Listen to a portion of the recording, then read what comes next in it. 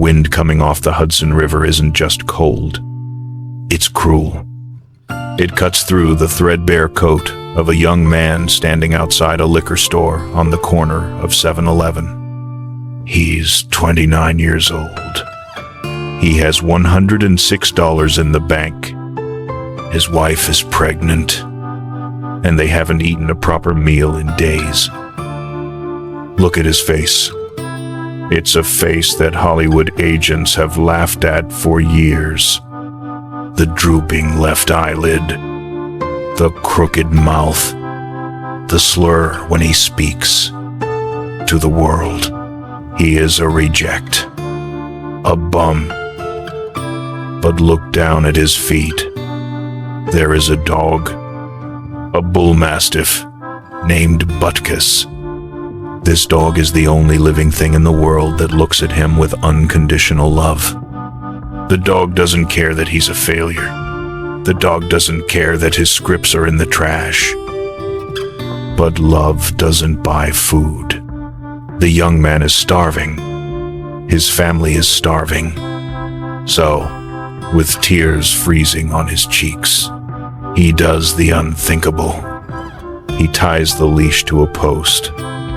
He waits for a stranger, and he sells his best friend for $25. Can you imagine that walk home? Walking away from the only creature that believed in you, clutching a crumpled 20 and a $5 bill. The silence of the apartment when he returned must have been deafening. At that moment, Sylvester Stallone wasn't Rambo. He wasn't Rocky Balboa. He was just a broken man who had sold his soul to survive another week. He hit rock bottom, but what the world didn't know was that the bottom is a solid place to push off from.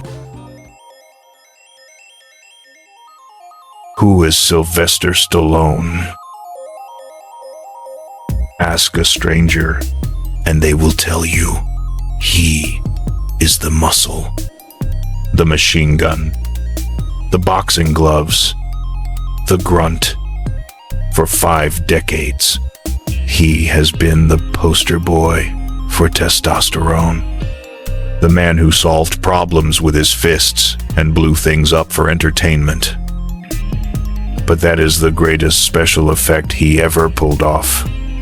Because the man inside the muscle suit is a ghost that few people ever see.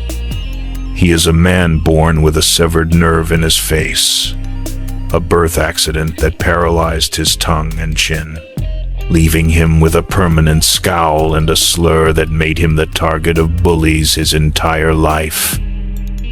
He is not just an action star. He is a writer, a painter, a sensitive soul who worshipped Edgar Allan Poe and saw beauty in the grotesque.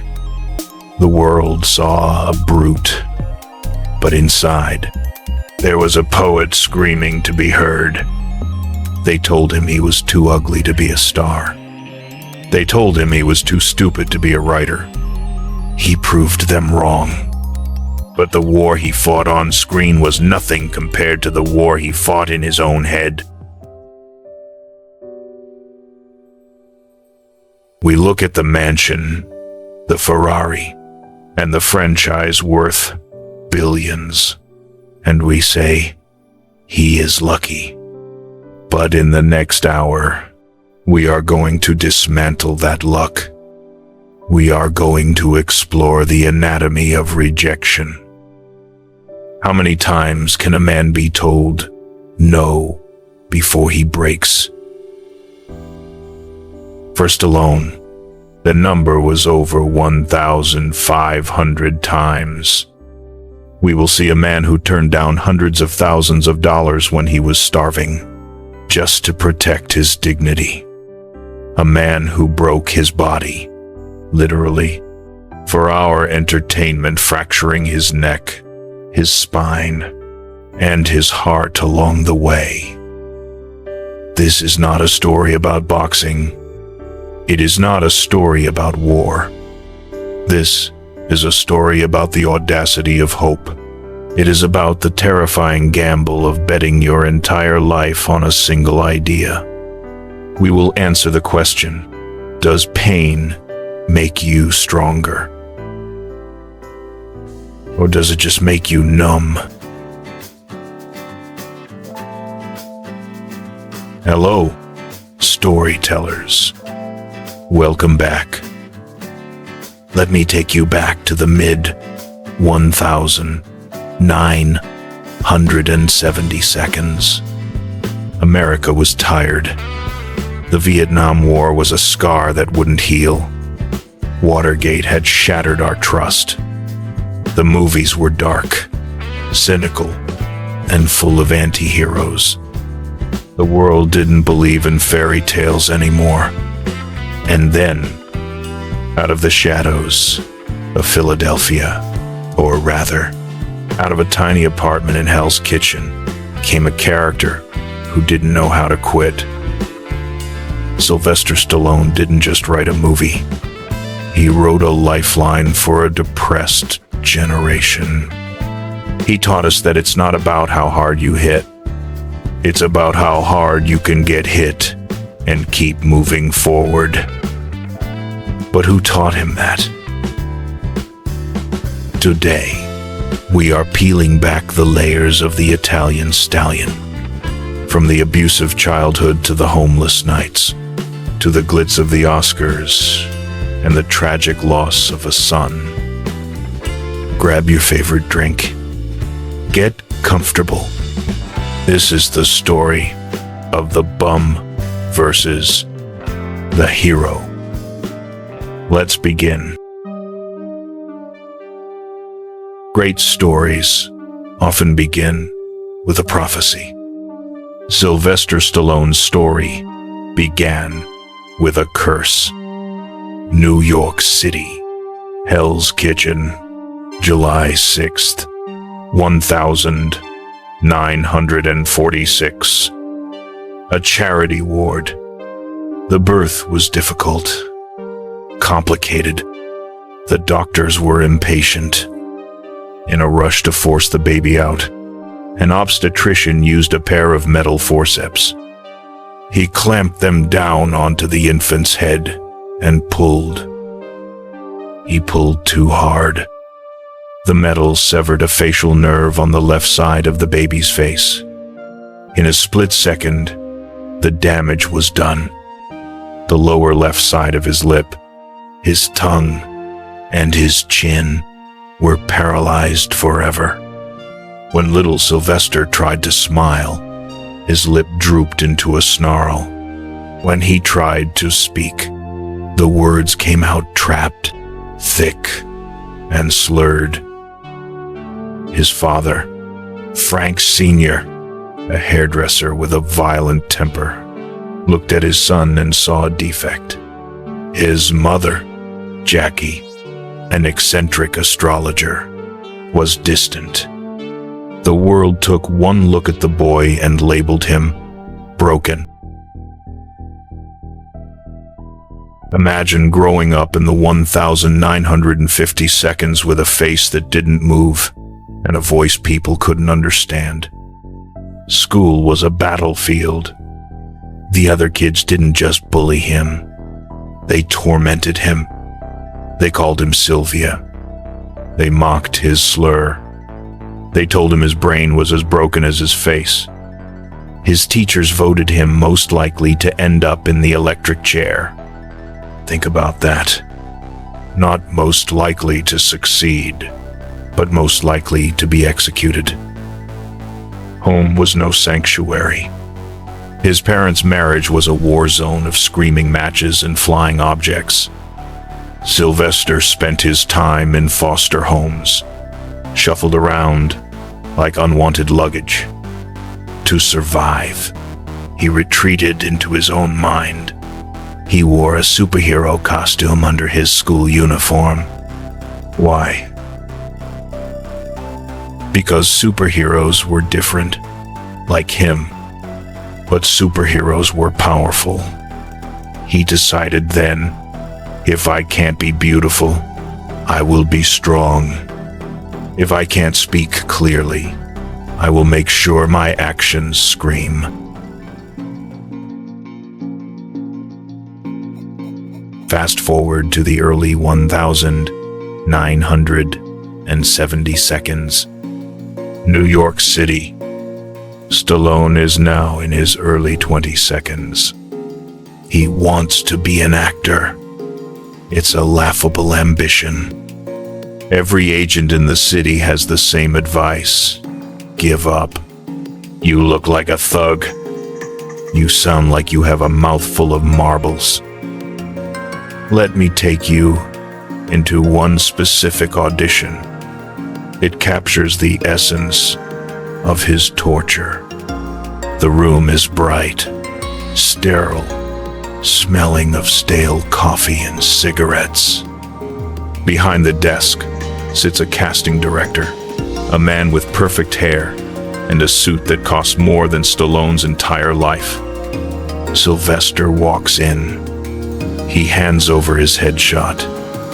He prepares to read a few lines from a classic play. Shakespeare, perhaps. He wants to show he has soul. He opens his mouth, to be or not to be. But the words don't flow. They stumble. The slur is heavy. The paralyzed lip hangs low. The casting director doesn't even look up. He raises a hand. Stop. Stallone freezes. I can do it again, he stammers.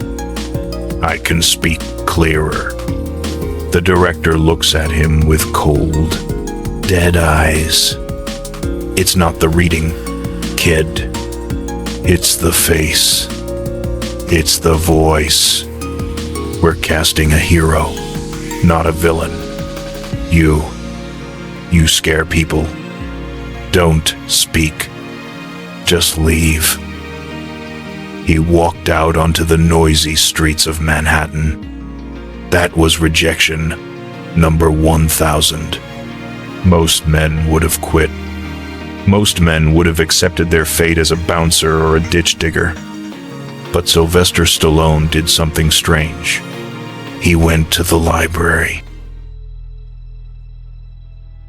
Let's pause the tape here, because this is where the bum begins to transform into the hero. The lesson here is the art of the pivot. Stallone realized a brutal truth in that library. The world was never going to write a role for him. The scripts in Hollywood were written for Robert Redford, for Al Pacino men with perfect faces and perfect voices. No screenwriter was sitting at a typewriter thinking, hey, let's write a lead role for a guy with a paralyzed lip and a speech impediment.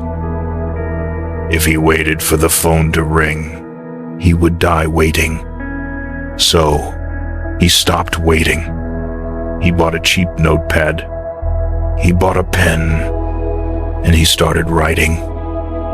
He understood that if you don't fit into the box, you have to smash the box and build a new one. He stopped trying to fix his defects. Instead, he started writing characters around them. He wrote characters who were misunderstood, characters who were inarticulate but had hearts of gold. He realized his greatest weakness, his struggle to communicate, was actually his greatest strength. It made him relatable. It made him human. He didn't know it yet, but he was writing his own destiny. He was writing a character named Rocky Balboa. But before he could sell that script, he would have to face a test of hunger that would bring him to his knees. March 24, 1975. Sylvester Stallone is sitting in a cheap movie theater. On the screen, the heavyweight champion of the world, Muhammad Ali, is fighting a nobody named Chuck Wepner. Wepner was a bleeder, a club fighter. He was supposed to fall in the third round, but he didn't fall. He kept coming forward. He was battered, bruised, eyes swollen shut, but he knocked the champ down. In that moment, the lightning struck. Stallone didn't see a boxing match. He saw a metaphor for his own miserable life. He ran home. He had no money, no heating. He painted the windows black to block out the daylight so he wouldn't know what time it was. He sat down at a rickety table with his portable typewriter. He wrote for 72 hours straight. He didn't sleep. He barely ate. The words poured out of him like blood from a wound. When he finally stopped typing, he held in his hands a script titled Rocky. He thought he had found the key to the kingdom, but he was about to face the devil at the crossroads. Before the glory, there was the hunger. Real, physical hunger. By mid-1975, Stallone was broke. Not Hollywood broke, but starving broke. He had sold his wife's jewelry, and then came the darkest day of his life. He looked at his dog, Butkus, his best friend, the only living thing that didn't judge his paralyzed face. But he couldn't afford dog food. Standing outside a 7-Eleven, with tears freezing on his face, he offered his dog to a stranger. "Please," he said, "take him. I can't feed him." He sold his best friend for $25. He walked away with the money in his pocket, sobbing. He felt like a traitor, a failure, a man who had traded love for a sandwich. That is the abyss. That is the moment where most souls break. But fate has a twisted sense of humor. Weeks later, he managed to get a meeting with producers Irwin Winkler and Robert Chartoff. He pitched Rocky. They loved it. They went crazy for it. They offered him $25, 000 for the script. For a man with $106 in the bank, that was a fortune. It was a winning lottery ticket. But Stallone had one condition: I play Rocky. The producers laughed. "You? No. You're a writer. We want a star. We want Robert Redford. We want Burt Reynolds. You look like a thug." Stallone said, "No." They raised the offer. $100, 000. Stallone said, "No." They raised it again. $250, 000. Imagine that. He has no food. He sold his dog. And he is saying no to $250,000. They went to $360, 000. That is over $1.5 million in today's money. Stallone looked at the check. He thought about the heat. He thought about the food. He thought about Butkus. But he knew something deep in his marrow. If I sell this script and watch another man play Rocky, I will jump off a building. I will hate myself for the rest of my life. He pushed the check back. I play Rocky, or no deal. The producers were stunned. They had never seen such madness. Reluctantly, they agreed. But they slashed the budget. They gave him $35, 000. for the script and his acting fee. He took the peanuts. He took the chance. And what was the first thing he did with that money? He went back to the 7-Eleven. He waited for 3 days until he saw the stranger with the dog. He bought Butkus back. It cost him $15, 000, and a part in the movie. But he got his friend back. The family was whole again. The rest is history. Rocky was made in 28 days on a shoestring budget. At the Oscars that year, the bum from Hell's Kitchen stood on stage. Rocky won Best Picture, beating Taxi Driver and Network. Sylvester Stallone became the biggest star on the planet. Then came Rambo. He wasn't just an actor anymore. He was an icon of American strength. He was Ronald Reagan's favorite hero. He was global. He was a god. But gods are arrogant, and arrogance is a slow poison. Stallone began to believe his own hype. He started directing, writing, and starring in everything. He sculpted his body into an anatomical chart, but he started losing his soul.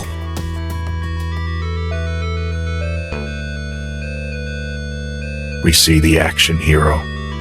We don't see the hospital bills. By the mid-80 seconds, Stallone was sacrificing his body to the altar of fame. During the filming of Rocky IV, he told Dolph Lundgren, "Hit me. Hit me for real."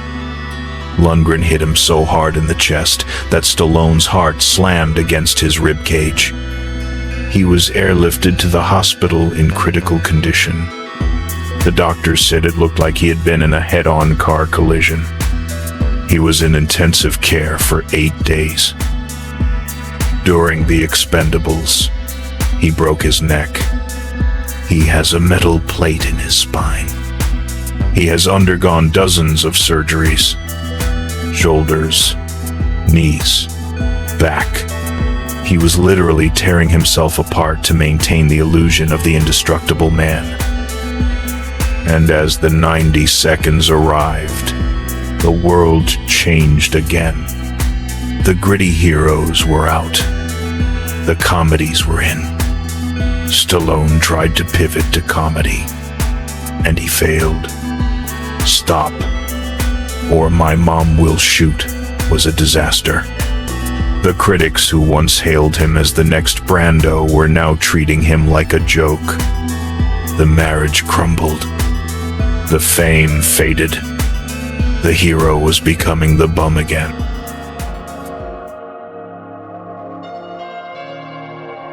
Let's stop the tape. We need to dissect the decision of 1,975. Why did he refuse the $360? 000. Because Sylvester Stallone understood the difference between price and value. The price was $360. 000. That's the number the world put on his paper. The value was his integrity, his dream, his ownership of his own soul. If he had taken the money, he would have been rich for a few years, but he would have been spiritually bankrupt forever.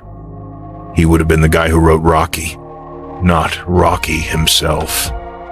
The lesson here is terrifying but necessary. You have to be willing to bet on yourself when the odds are zero. Most of us sell our Butkus too early. We take the safe job. We take the easy money. We compromise because we are scared of the cold. Stallone taught us that sometimes you have to starve a little longer to feast at the table you truly belong to. He proved that poverty is temporary, but regret is forever. But as the year 2000 approached, Stallone would need to learn one final lesson. Not about winning, but about losing something he could never buy back.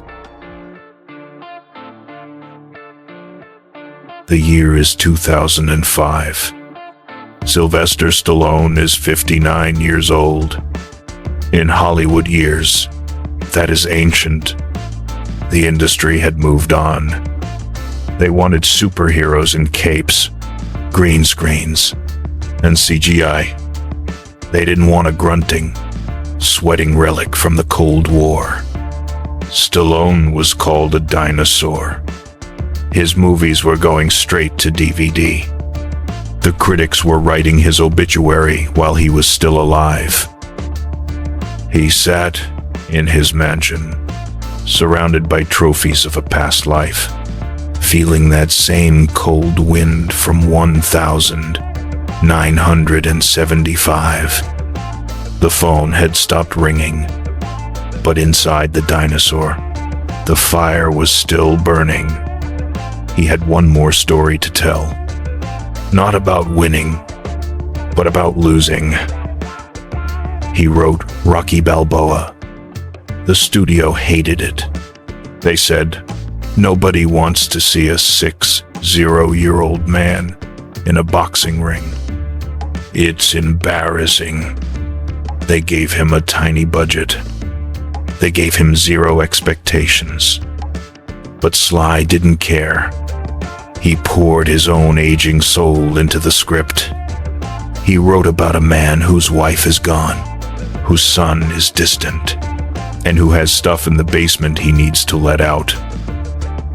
When the movie came out in 2006, the world prepared to laugh. Instead, they cried. Stallone delivered the monologue that would define his entire existence. It ain't about how hard you hit. It's about how hard you can get hit and keep moving forward. He wasn't acting. He was testifying. He proved that the lion in winter is still a lion.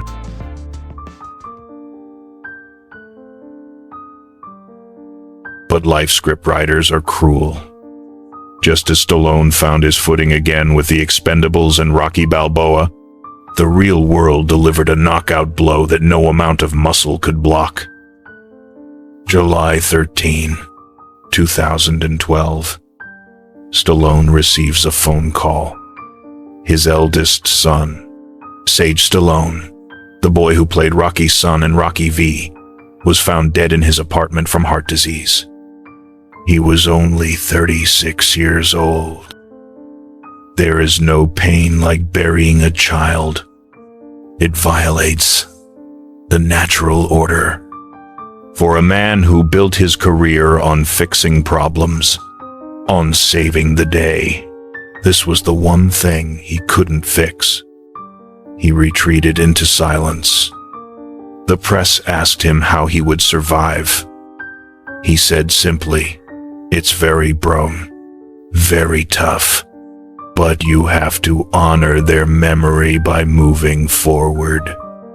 Otherwise, you spiral." He took his broken heart, and instead of letting it destroy him, he did the only thing he knew how to do. He turned it into art. This brings us to the defining moment of his late career. The making of Creed, 2015. The director, Ryan Coogler, asks Stallone to play Rocky again, but not as a fighter, as a sick, lonely old man facing cancer. Stallone said no. He was terrified. He didn't want to show Rocky weak. He didn't want to face the ghost of his son on screen. But he did it. He faced the camera with gray hair, shuffling steps, and eyes full of grief. He didn't fight in the ring. He fought for his life in a hospital bed. And in 2016, at the Golden Globe Awards, something magical happened. The announcer said, "And the Golden Globe goes to Sylvester Stallone." The room exploded. Every actor in Hollywood stood up. They weren't just clapping for a performance. They were clapping for a lifetime of survival. Stallone walked to the stage. He looked overwhelmed. The tough guy mask was gone. He was just a grateful artist. He thanked his wife. He thanked his daughters. And then, holding back tears, he thanked his imaginary friend. Most of all, I want to thank my imaginary friend, Rocky Balboa, for being the best friend I ever had. At that moment, the ego died completely. He accepted that he was no longer the champion. He was the trainer. He was passing the torch to the next generation, Michael B. Jordan. By stepping back, he stood taller than ever. What is the true measure of success? Is it the money? Stallone has millions. Is it the fame? Everyone knows his name. No. The lesson Sylvester Stallone leaves us is about endurance. He taught us that life is not a sprint. It's a war of attrition. He was the baby with the paralyzed face who couldn't speak. He was the homeless man who sold his dog. He was the superstar who broke his spine. He was the father who buried his son. Any one of those things could have stopped him, but he kept writing. He kept acting. He kept fighting. He showed us that legacy isn't about being the strongest person in the room. It's about being the last man standing. In a world of instant gratification, Stallone is a monument to the long game. He proves that if you stay in the ring long enough, if you take the punishment and refuse to ring the bell, eventually, the world will stop laughing and start applauding. He is imperfect. He is scarred. He is battered. And that is exactly why he is a hero. So, what do we see when we look at Sylvester Stallone today? Do we see the action hero? The millionaire? The icon? No. If we have been paying attention, we see something much more profound. We see a man who took the broken mold of his childhood, the paralyzed face, the slurred speech, and turned it into his superpower. He taught us that your defects are not your weakness. They are your signature. They are what make you, you. We see a man who understood the terrifying difference between price and value. When he was starving in a freezing apartment, he refused to sell his soul for a paycheck.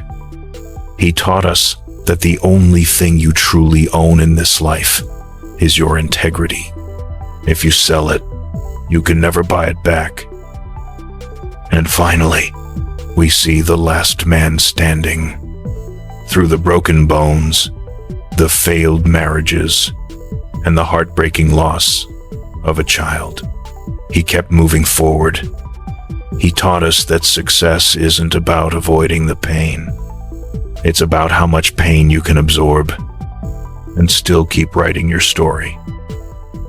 Sylvester Stallone isn't just a survivor. He is an alchemist. He turned the lead of his trauma into the gold of cinema. My friends, I don't know where you are right now in your own movie.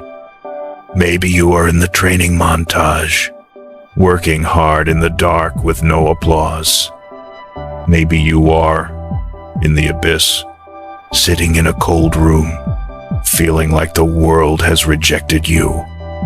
Maybe you feel like selling your dog just to survive. I want you to remember the guy from Hell's Kitchen. Remember that he heard the word no over 1,000 times. Remember that he was mocked, bullied, and dismissed, but he never put down the pen. You are the screenwriter of your life. The world will try to typecast you. They will try to tell you that you are a bum, a loser, or not good enough. Do not listen to them. Rip up their script. Write your own. Doesn't matter if you start with nothing. It doesn't matter if you have scars on your face or scars on your heart. As long as you are still breathing, you have one more round in you.